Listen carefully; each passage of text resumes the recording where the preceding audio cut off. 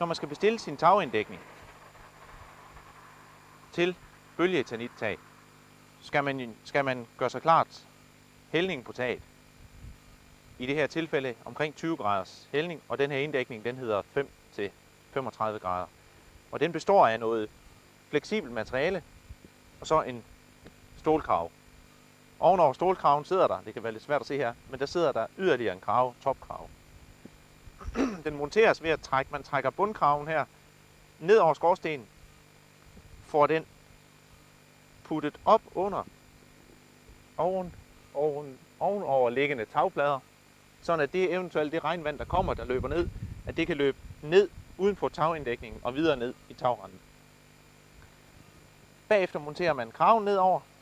Inden man skruer den fast, der sidder et skruebeslag på bagsiden om, inden man skruer det fast, så giver man den noget silikone og sikrer, at det vand, der kommer løbende ned af skorstenen, det løber ud over inddækningen og ned af taget.